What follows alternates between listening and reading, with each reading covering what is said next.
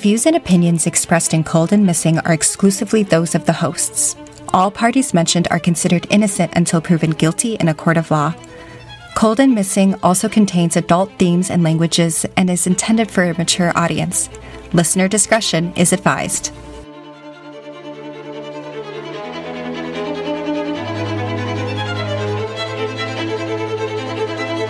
Hello, everyone, and welcome back. Welcome back, everyone. I'm your host, Allie McLaughlin-Solkowski. And I am your co-host, Eli Solkowski. And this is Cold and Missing, where we cover cold cases and missing person cases. This week, I believe we are doing a missing person case. Yes, we are on missing this week. Alrighty. Well, episode 37. Let's get into it. Let's get into it. So, just as a content warning, today's story does involve a child. Today, we are going to be talking about the missing person case of Jason Cannon, and this takes place in March of 1983 in Boise, Idaho. But first, a little bit about Jason. Jason was 2.5 years old in March of 1983, but he was almost 3. He was born May 7th, 1980, and he would be 43 years old today, but his birthday is within a few days of recording this podcast, so he will be turning 44 within the next few weeks. Jason lived with his mother, Janine Cannon, and his stepfather, Rodney Beiser. They all lived on the 32nd Street in Boise, Idaho. Their apartment was a duplex-style home. Jason's family said he was a shy but friendly child. His mother, Janine, said, quote, "We used to take him to the store, and sometimes he'd follow other people around. I don't think he'd be afraid of strangers," end quote. And now a timeline of events. On Wednesday, March 16th, 1983, in the morning, Jason was playing across the street with neighborhood children for around 1 or 2 hours. Later that day, around 2 p.m., Jason is back at his home playing with blocks on the front porch. Janine is making brownies, but she keeps the front door and the window curtains open so she can keep an eye on Jason. Jason is wearing blue overalls, a light blue t-shirt, and black tennis shoes. According to Janine, quote, "It was a nice day, but cold, so I went upstairs to get his coat," end quote. Originally, Janine said she was upstairs for only 4 minutes, but years later, she'll say that it was no more than 10 minutes. So anywhere between 4 and 10 minutes, she was upstairs getting Jason's jacket. When she returns to give the jacket to Jason, he has disappeared. Janine says, quote, "When I came back, he was gone," end quote.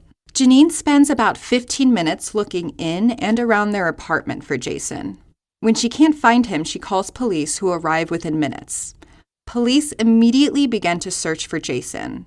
Altogether, on the first day, around 50 to 75 people arrived to help search for him. Searchers divert water from Sand Creek, and it looks like this has been renamed whenever I looked at this on Google Maps to Crane Creek. But this is a creek that runs behind Jason's family's apartment. And it leads to Esther's Pond, which is a large swimming and boating area, and it eventually leads to the Boise River. Searchers don't find anything along the ditch of the creek or in the banks. And at this point, they have diverted water from the creek, so they are able to just look at the bottom of the creek. Searchers find a toy bucket that is said to have belonged to Jason about 1/3 of a mile away from his home. Small footprints were also seen near the bucket, but police will later say that this was unsubstantiated. The search is called off at 11:30 p.m. that evening with a plan to resume at daybreak, but there's no sign of Jason. On Thursday, March 17th, this is the next day, police resume their search at dawn. They start at the creek running behind Jason's home. Searchers walk through the thick brush and divert water again from the creek. Searchers also search the creek with rakes. The fire department sends divers to the deepest part, where it's about 4 feet deep and 8 feet wide, to search from State Street to the mouth of the Boise River. At around 3:30 that afternoon, police call off the search, believing that Jason was kidnapped. Specialist Lynn Hope with the Boise police says, quote, "It's boiling down to look like an abduction. We have no leads at all and nothing to follow up on. The consensus of opinion is that if he had fallen in, he could not have gotten down the river. There's too much debris, and where the creek widens, it slows way down," end quote. And I interpret this quote as meaning that if he had fallen into the creek, that they should have been able to recover his body by now, and that there's no way that it could have gotten to the Boise River where they would be unable to recover it. On Friday, March 18th, police interview family but do not believe that any family member abducted Jason based off of their questioning. Jason's biological father was in the Air Force in 1983 and stationed in the Philippines, so he's also not a suspect. On Saturday, March 19th, police say they are following up on tips but have no real leads. Notably, around this day, they begin to walk back the abduction theory. Sergeant Don Davis says, quote, "He could have just as easily gone into the ditch. We just can't find him yet," end quote. On Wednesday, March 23rd, Jason has been missing for 1 week, and police say they get around 5 tips a day. Sergeant Don Davis says, quote, "Sightings have been from here to Canada. I took a couple calls last night. One put him in Horseshoe Bend and another in Burley. The people are very sincere, but a lot of little boys of that age look very similar. We really have no idea of what happened to him. We haven't ruled out kidnapping at all. There's still the possibility he did fall into the ditch," end quote. On Friday, March 25th, Jason's been missing for just a little over a week now. Police, assisted by speedboats from the Western White Water Association, searched 4 miles of the Boise River over the weekend. During the weekend search, no sign or clue of Jason is found. Sergeant Frank Richardson says, quote, "There is no evidence at all that the boy was kidnapped. He was there 1 minute and he was gone the next," end quote. Again, police here are really walking back their abduction statements as they believe it likely he fell into the creek that ran behind his house. On June 7th, 1983, so Jason has been missing for around 2.5 months, but almost 3 months at this point. Jason's family has moved from the apartment where Jason disappeared from, as they couldn't handle being there anymore. Jason's stepdad, Rodney Beiser, couldn't sleep if he heard a noise in the night. He says, quote, "It makes me a nervous wreck. I gotta get up and see who it is and make sure they're not messing around. I don't trust no one here anymore because I think someone stole him," end quote. Before the family moved, Jason's stepdad would walk the creek every day after work, often wearing chest waders so he could walk out into the creek. He even once constructed a 37-pound dummy to see if it was possible for Jason to float down the creek. He says, quote, "I threw it in and it floated one time and sunk another time. It took me 10 times before I could get it to the end of the creek. That's why I'm not convinced he's in the water," end quote. On July 27th, so this is 4 months that Jason has been missing, about 30 volunteers searched the Boise River for Jason, but no trace of him is found. And this does appear to be the last organized search for Jason that I could find. On July 28th, 1985, so this is over 2 years now that Jason has been missing, police still can't agree on a theory. Sergeant Stan Wood, who in 1985 supervised investigations of crimes against people, believes that Jason was abducted. He says, quote, "I think the probability is that if he had gone into the river, he'd have been located by now," end quote. On the other hand, Sergeant Frank Richardson, who specifically worked on Jason's case, says, quote, "We have spent hundreds of hours looking into the aspects of whether he was abducted. We can't rule out the possibility that he was kidnapped, but the probabilities are that he went into Sand Creek," end quote. Janine, Jason's mother, has been racked with guilt. She says, quote, "People are always trying to find out why I wasn't watching him. They say, 'What were you doing? Where were you?' There's no way I can turn back time. I pretty much thought the worst of myself for even letting him go outside. For a long time, it was very, very hard to accept the fact it wasn't all my fault. I still blame myself, but I try not to think about it," end quote.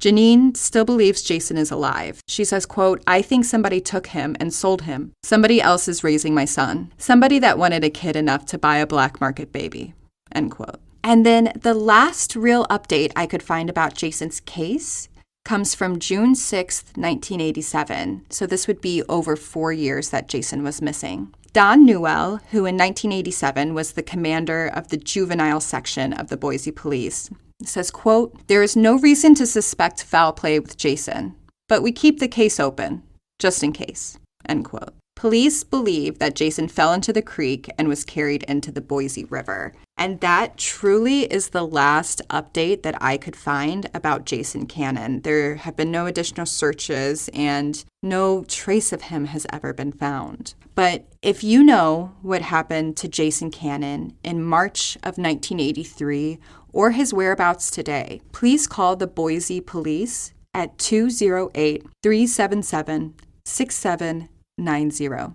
And the sources for the timeline today comes from the Idaho Statesman, who almost exclusively covered this case, and the Spokane Chronicle and the Charlie Project. So that is the case of Jason Cannon. Yeah, I mean, it's just, like, really sad and bizarre. I just don't understand how things like that happen, but also, like, how quickly that they can. Mm-hmm. Yeah, I mean, it sounds very similar to the Tika Lewis case, where her family turned their back just for a second to watch somebody throw a bowling ball. And in that moment, she was gone. And for our listeners, the Tika Lewis episode was? Episode 35. Oh, great. Okay, so just for reference and what Allie just spoke about, if you're new here, pop over to episode 35. Mm-hmm. So you know what we're referring to. Yes. But a question or something that I found really frustrating about this case was how they had this theory of abduction so very quickly and saying that's what happened here because there was no evidence of anything else. And then years later, they're like, there was no evidence of an abduction in this case, and he probably just fell into the creek. And I don't know. I don't know how it can vary so wildly within the own police department where people are like, if he went into the river, he would have been found by now.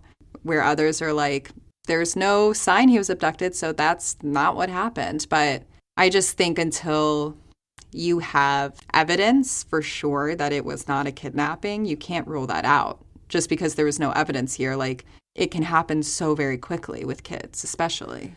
Yeah, I mean, I gotta be honest with you, honey. Like, this case is just like, I'm having a difficult time, like, having emotional balance talking about it because, like, I think it's like the phrasing of words connected to, like, a physical child's existence is just like to throw around the word abduction, Mm-hmm. just like on its own for a human being. And then, like, for this child, Mm-hmm. And it's also like sorry. Oh, it's okay. It's just really small, Mm-hmm. And I don't know. I guess it's hard to listen to that they're like, well, if you just like fell in, I'm like, that's a whole person that's just like maybe gone. Yeah. Or like, sorry, this one, like, I mean, they all get me, but yeah, it's like, don't you dare rule a single thing out until you are sure, and don't say anything to anyone until you are sure. Yeah. Listening to his mom, like, that there is not a moment that after that happened, she didn't relive that. Mm-hmm. I think that something like that, or I imagine when you're a parent, that moment becomes your life. Mm-hmm. I feel bad for the mom. Like, I wish that Mm-hmm. those simple answers that are in those, like, few minutes, I'm like, what? Yeah. So I've never been to Boise, Idaho. Maybe some of our listeners are familiar with it. But I was looking at Google Maps to kind of get an idea and looking at the area around Jason's family's apartment. And, the creek is right behind the apartment. And in the neighborhood I grew up in, there was a creek that ran behind my neighbors' houses. So, like, we as kids used to play around it all the time. And so I recognize that space can be very interesting to kids. But one thing that it does look like is that there's a lot of debris and that it would be a very slow-moving creek. So with how quickly police and searchers responded and how logically that was one of the first places they looked, which I think makes sense if you're looking for a missing child. Like, you should check water nearby, especially something that's essentially in the backyard. Well, and clothing snags. Mm-hmm. So, like, if someone, falls accidentally, like, especially if it's slow moving, there's more possibility that they'll catch, or, Yeah. it'll slow them down, I guess. Yeah, definitely. And the fact that the stepdad kind of ran this experiment with like a dummy he made, which is something that police do. Like I've seen police also kind of do these experiments with like dummies in water to see, where a body might land or, what that sounds like. But for the stepdad to do that and, him having a hard time getting the dummy down to float down the creek without getting caught, without getting snagged, without sinking. And with just how quickly police responded and searchers were in that creek, diverting the water, looking away, or not looking away, but like looking in that area specifically, it just seems wild to me that if that had happened, he would be missed. I guess there's always a possibility that a quick current was running at that time and maybe the elements were just right that he could get farther than what they expected and where they couldn't find him. But yeah, this one, just the fact that there's no consensus over even the theory of what happened to him is really heartbreaking. And it just kind of feels like police left it at he fell in, so we're not really working on it anymore, I say it every episode, but I literally don't understand. So you just stop doing your job if it's not working out? Mm-hmm. What? Yeah, I personally feel like Jason has been failed. There's been no updates, no searches. I couldn't even find an age progressed photo of him because I don't think that the police in Boise are asking for that because they don't think that he's out there anymore. They think he fell into that creek. So again, if you know anything about what happened to Jason or his whereabouts today, please call the Boise police at 208-377-6790. And while you're still hopefully here with us, we would love it if you could give us a review. Yeah, if you're in Apple Podcasts and can leave us a written review, it's so helpful to help others find our podcast, which ultimately helps others find out about these cases because these cases aren't being covered anywhere else.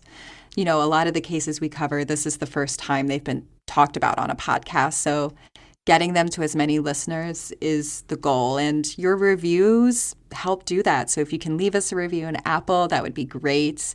If you're not in Apple, if you could leave us 5 stars, a thumbs up, a shining rainbow, whatever the metric is, they're all different in your favorite podcast app. Yeah, it helps us remain visible. And by keeping us visible, the goal is to keep all these folks visible and their names out there. So, yeah.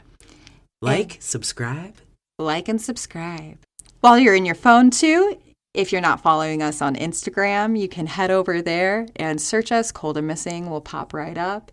Eli makes beautiful graphics every week for our episodes, and we have pictures of Jason that'll be up there, so that way you can see what he looked like in 1983. Really sweet little guy. A sweet guy. Yeah. And with that, that's all I have. So have a good week and stay safe, y'all. Stay safe, y'all.